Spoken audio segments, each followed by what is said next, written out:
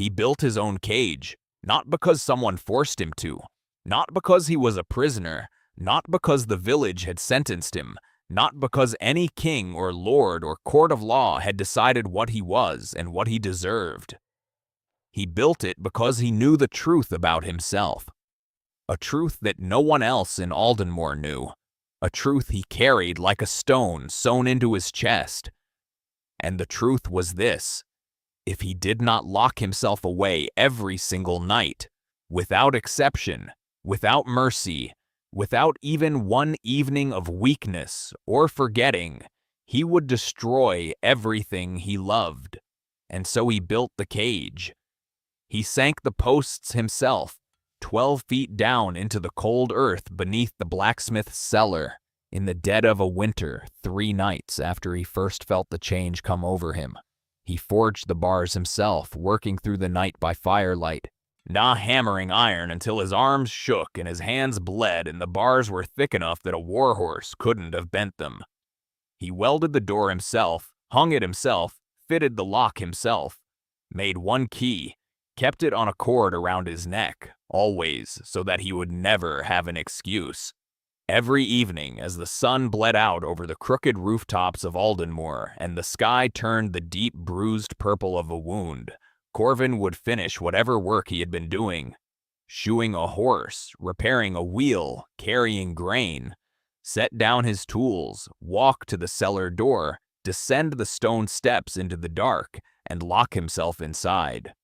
And every morning he would climb back out, quieter than the night before, a little more hollowed, a little more careful with his hands. What the way a man is careful with something that has recently proven it can cause damage. He would wash at the well, eat whatever bread he had left from the day before, and go back to work. And nobody asked, and nobody knew. That was how it had been for 7 years. 7 years is a long time to carry a secret. It is long enough for the secret to stop feeling like a secret and start feeling like a second skin. Something you forget is not part of you until the moment it reminds you. 7 years of descending those steps. 7 years of the cold iron against his palms and the particular sound the lock made when it clicked shut. 7 years of the wolf rising through him in the dark like a tide coming in, and 7 years of fighting it back down by the time the sun came up. People in the village had opinions about Corvin, or the way people in small villages always have opinions about the person they don't quite understand. They said he was strange, cold, that there was something off about his eyes. Too still, too watchful, like a man who was always listening for something no one else could hear. Some of the children were afraid of him. Some of the older men respected him for his work, his strength, his reliability. He was never drunk, never loud, never in anyone's business, but kept their distance all the same. A few of the women felt sorry for him in the vague, untested way people feel sorry for someone they've decided is lonely but have never actually spoken to. None of them knew. None of them knew that the strange stillness in his eyes was the stillness of a man who had spent every night for 7 years fighting something enormous and invisible, and who had learned, out of sheer necessity, to be very, very quiet on the inside. None of them knew that the reason he never drank was because he was terrified of what might slip its leash if he stopped being careful for even 1 hour. None of them knew that the reason he flinched just slightly when children ran too close to him was not irritation or coldness, but fear. Pure, animal fear. Not of them, but of himself. None of them knew what lived inside him, and he intended to keep it that way. The bite had happened 7 years ago, on the road through the Dusk Forest, 3 miles east of Aldenmoor, on a night when the moon was so full and bright it threw shadows. He had been traveling back from the mill town with a cart of supplies and a lantern that kept threatening to go out in the wind. But he'd heard something moving in the trees, something large, something deliberate, with the particular quality of movement that meant it was tracking him and not bothering to hide it. He'd stopped the cart, drawn the iron rod he kept under the seat for bandits, held the lantern up, The thing that stepped out of the tree line was not a bandit. It was enormous. It moved on two legs, but was built like nothing that ought to walk on two legs. Shoulders wider than a doorframe, a head that hung low between them, hands that brushed the ground even when it stood upright. Its eyes caught the lantern light and threw it back at him in 2 points of cold fire. Its mouth was open. It was not making any sound at all, which was somehow worse than if it had been howling. Corvin did not run. Suhi would think about this later. Lying on the cellar floor in the dark, listening to his own heartbeat slow down after the change. And he would still not be sure whether not running had been courage or simply the particular kind of frozen stupidity that gets men killed. Either way, he did not run. He stood his ground, and when the creature lunged, he swung the iron rod with everything he had. It was not enough. It was never going to be enough. He knew that within the first 30 seconds. But he kept swinging anyway, because what else do you do? And because somewhere in the back of his mind, a very calm, very tired voice was telling him that if he stopped swinging, they were both going to find out very quickly what happened next, and he didn't want to know. He got lucky in the end, or what passes for lucky in that kind of situation. Why, his hand found a fallen branch, and at the end of the fallen branch was a split of old gray wood with a core of iron ore running through it. The Dusk Forest was full of iron-rich stone, which was why the old blacksmiths had built near it, and he drove that makeshift spike into the creature's chest with every pound of force his body could generate, and it went in, and the creature stopped. Just like that. Stopped moving. Collapsed. Was still. Corvin stood over it for a long time, breathing hard, bleeding from his shoulder where it had caught him in the first lunge. He told himself he was fine. He bandaged his shoulder with a strip torn from his shirt, loaded back onto the cart, and drove home. He told no one about the wound. He cleaned it himself, wrapped it himself. It healed faster than it should have. He noted that, filed it away. 3 nights later, when the moon rose full and something in the wound seemed to pulse in answer to it, he understood what had happened. And he went down to the cellar and started building. That was 7 years ago. In those 7 years, he had not bitten anyone, had not hurt anyone, had not let the wolf take anything from him that he was not willing to give. He had held the line night after night with the particular grim stubbornness of a man who has decided that this is simply the work, and the work must be done, and there is no point in complaining about it. He was not happy. He had made his peace a long time ago with the fact that he was probably not going to be happy. Not in the ordinary way, not in the way that involved other people, a home with the fire in the hearth, but the easy comfort of being known by someone who did not fear you. That was not going to be his life. He had accepted it. What he had instead was purpose.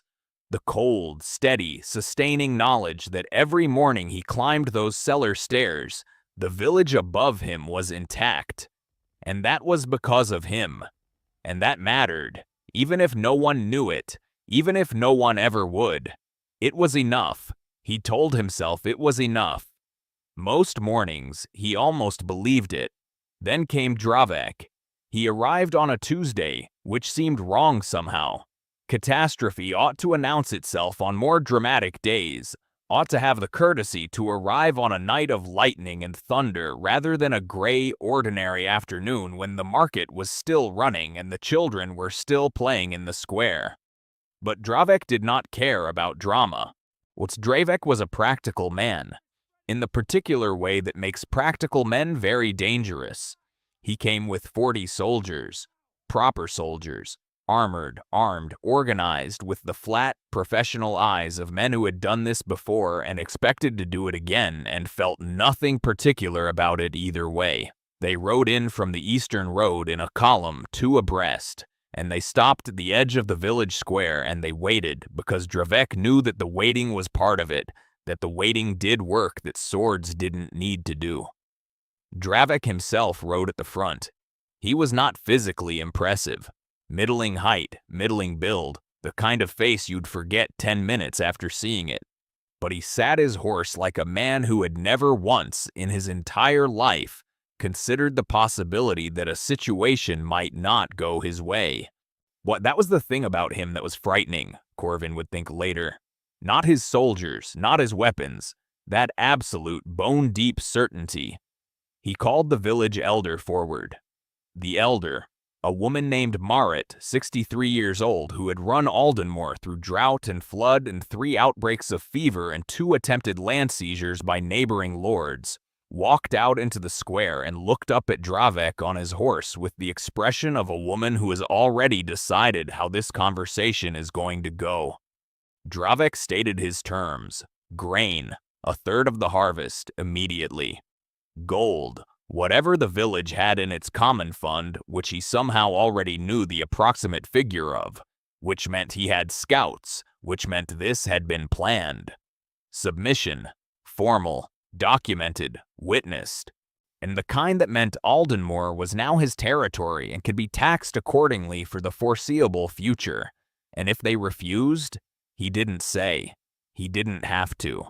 The 40 soldiers behind him were the answer to that question. The 4 villages he had taken before Aldenmoor, 3 of which were now so picked clean they barely functioned, were the answer. The way he asked the question, calmly, pleasantly almost, as though offering a reasonable trade, was the worst answer of all. Maret looked at him for a long time. Then she said no. Just no. One word. The way you say no to something small and tiresome, like a dog that keeps sniffing at your hand. Dravek looked at her for a moment. Then he smiled. Then he turned to his soldiers and said 4 words that Corvin, crouched in the shadow of the cellar doorway where he'd been watching, would hear in his sleep for the rest of his life. He said, "Start with the granary." It went fast after that. The way destruction always goes fast once it starts. Faster than anyone ever expects, faster than feels fair, because building things takes so long and burning them takes almost nothing at all. The granary went first, years of harvest, all of it, gone in 20 minutes with a sound like the sky tearing. Then the homes on the eastern side of the square, closest to the granary, catching the embers. Then the mill. Then the row of shops beyond it. People ran, people screamed. The square filled with smoke so thick and black it turned midday into something closer to eclipse. And through it, Dravek's soldiers moved like shadows, efficient and unhurried, making sure nothing was missed. And Corvin was in the cellar by the time the fire reached the mill.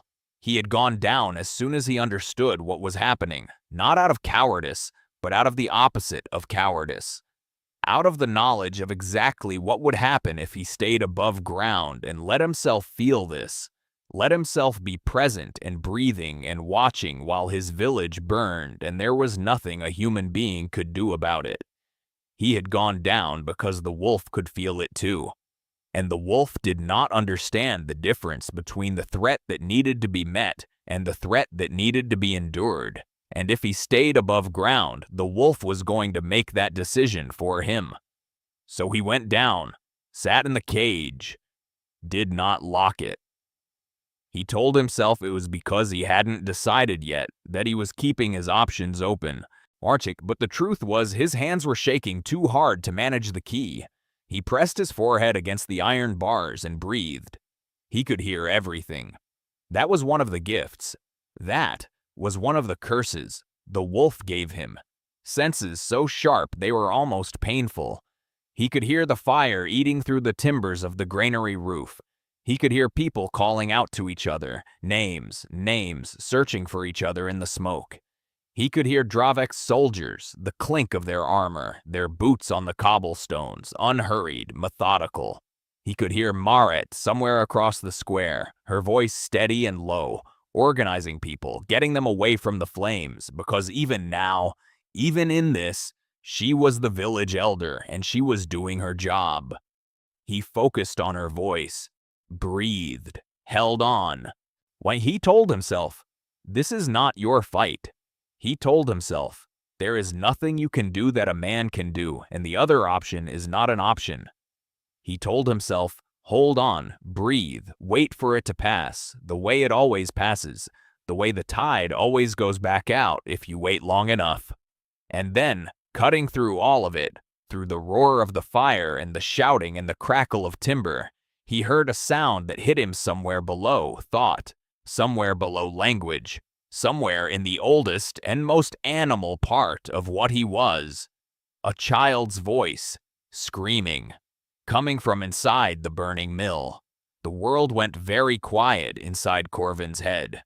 Not the quiet of calm, the quiet of something giving way.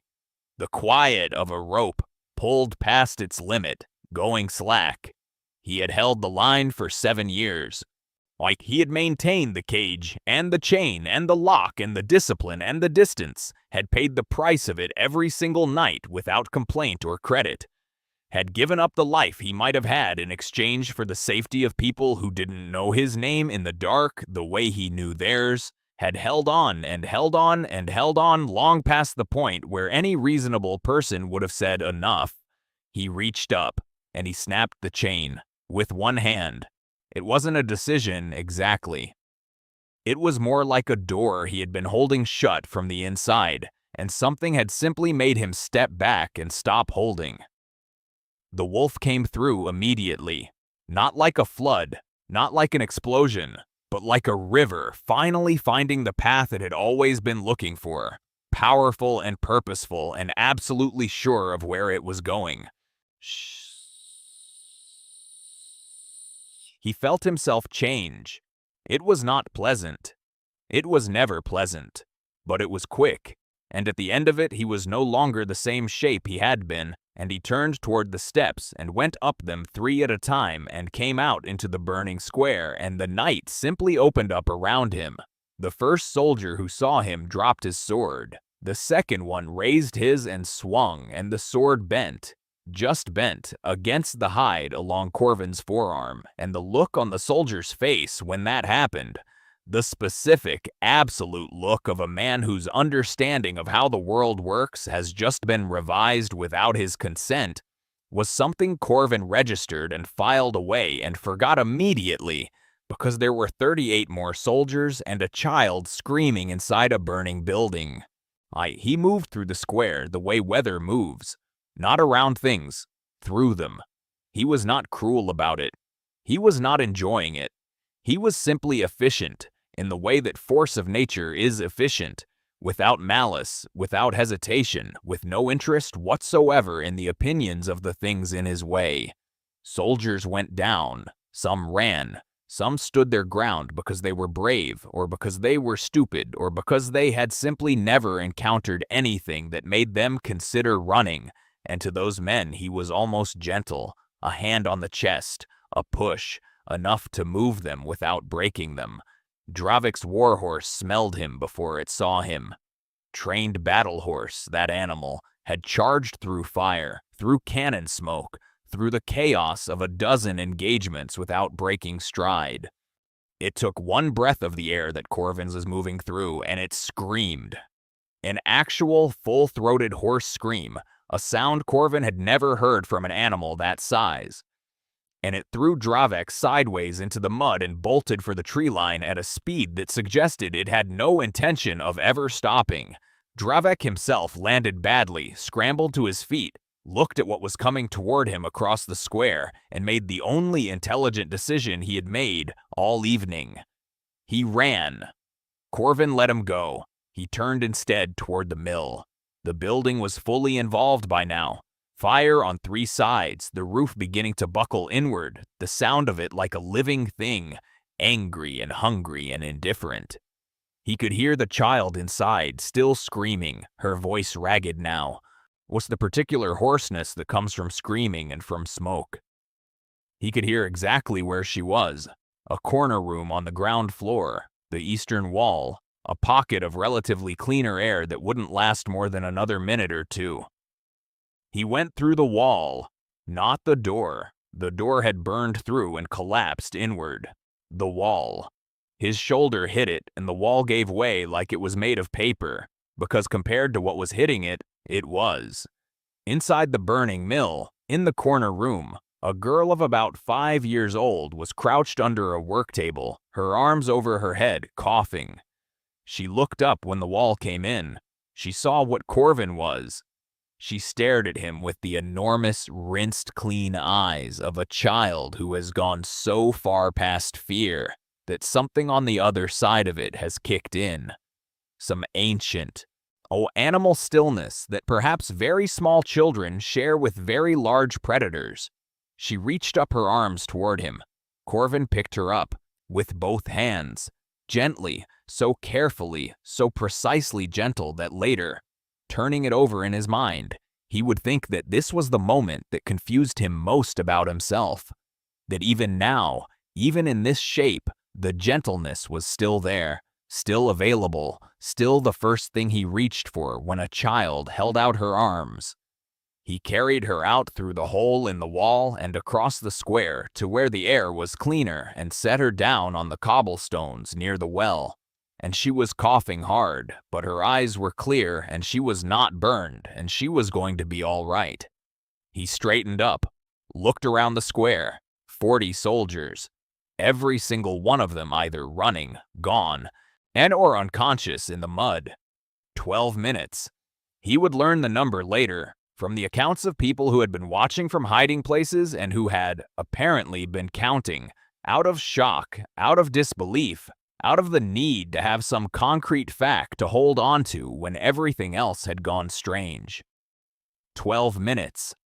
The fires were still burning. They would burn for hours yet. But the soldiers were gone, and Dravek was gone, and the square, under the orange roaring light of the flames, belonged to the village again. Corvin walked back to the cellar door, went down the steps, pulled the door shut behind him. By the time dawn came, the change had reversed itself, the wolf receding like a tide going out, leaving him behind on the shore of himself. Horse exhausted and entirely human, and sitting with his back against the iron bars of the cage he hadn't needed to lock. He sat there until he heard the village waking up outside. Until he heard voices, movement, the sounds of people taking stock of what they still had. Then he stood up, climbed the steps, and came out into the morning. He sat down at the edge of the well. He was covered in ash and in blood that was not his. His hands, large hands, a blacksmith's hands, with thick calluses and old scars across the knuckles, rested on his knees, and he looked at them with the detached, careful attention of a man trying to determine whether they are actually his, whether they are actually the same hands that did what they did last night, whether the distance between himself in this moment and whatever he had been 12 minutes in the dark of the burning square was navigable or not. He did not feel proud. He had known for a long time that the wolf's victories were not his victories, that the power and the person who used it were not the same thing, that last night what he had done was unlock the door and step back and the wolf had done the rest, and he was not sure what to do with that, was not sure if it was comfort or horror or both. He felt mostly tired. People moved around the edges of the square, starting the work of clearing and rebuilding, keeping a careful distance from him in the way people keep a careful distance from something they do not have the language for yet. Nobody approached him. Nobody spoke to him. He sat at the well and looked at his hands and listened to the village come back to life around him, and he thought about nothing in particular, because sometimes there is simply too much to think about and the mind decides, sensibly, to think about none of it. Then he heard footsteps, slow, deliberate, unhurried, the footsteps of a person who has somewhere to be and is going there on her own terms. Marit sat down beside him on the edge of the well. She was carrying a loaf of bread and a clay cup of water. She set them down on the stone between them without comment, the way you put food down for someone who needs it and who might be too proud to ask. They sat together in the quiet for a long time. Across the square, someone had started to cry, the loose, exhausted crying of relief. Me out of the specific gratitude that comes with surviving something you were not sure you were going to survive. The eastern wall of the granary was still smoldering. A group of men were already working on the mill, assessing what could be saved. "You could leave," Marit said. Her voice was quiet. Not kind exactly. Practical, the way a doctor's voice is practical when they're telling you something difficult. "After last night, no man in this kingdom would be fool enough to stop you." Corvin said nothing. "No cage," she said. He turned to look at her then. She was looking straight ahead, at the square, at the work being done, at the village knitting itself back together in the particular resilient way that villages do. Her profile was calm. She had known, he understood in that moment. Not everything, not the details, maybe not the 7 years of the chain and the lock and the mornings after, but something. She had always known something. "I know," he said. He looked out at the square, at the boy stacking bricks, at the women with the water buckets, at the little girl from the mill, asleep now in her mother's arms in a doorway across the square, her mother's eyes closed, her lips moving in some private prayer that had been answered against all reasonable expectation. He looked at it for a long time. At all of it. Then he stood up, took the bread, drank the water in one long swallow, set the cup back down on the stone and gave Marit a nod. Small, quiet, the only form of thank you available to a man who has never learned how to accept things gracefully. And he walked back across the square and down into the cellar and pulled the door shut behind him. He spent the afternoon at the anvil, working in silence while the village worked around him. Nobody asked what he was making. He forged a new link for the chain, thicker than the original, twice the iron, the kind of link that would take something more than a man and more than a wolf to break. He worked slowly and carefully, the way you do when you are making something that matters, when the work is not just the work, but also a kind of statement, a kind of decision rendered in iron rather than words. He tested it when he was done, put both hands on it and pulled until the veins stood out on his forearms. It held. When the sun began to set, when the sky above Aldenmoor turned that deep, familiar, violent orange, painting the smoke-stained rooftops the color of a bruise healing, Corvin set down his hammer, banked the forge, and walked to the cellar door. He went down the steps for what felt like the 10,000th time, though he had stopped counting years ago. He walked to the cage, pulled the door open, stepped inside. Pulled the door shut. He threaded the new chain through the bars. He put the key in the lock. He turned it. The click of it filled the cellar the way it always did, small, precise, absolute. The sound of a decision made again. The sound of the line being held. He sat down with his back against the bars, his knees up, his hands resting loose in his lap, and he listened to the village above him settle into evening. The last voices of the day, the shutting of doors, the silence beginning to fall over Aldenmoor the way it fell over every place where people felt safe enough to rest. He had made that. He had paid for that. Rita, not last night. Last night was one night. One fire, one warlord. He had made it every night for 7 years, one locked door at a time, one morning at a time, one chain at a time. The wolf rose through him as the dark came on, the way it always did, impatient and enormous and absolutely certain of its own power. He felt it. He breathed through it. He did not fight it tonight. Not exactly. He simply sat with it the way you sit with a difficult truth, without flinching, without collapsing, letting it be what it was. Somewhere above him, across the square, a child was sleeping safely in her mother's arms. The chain held. It always did.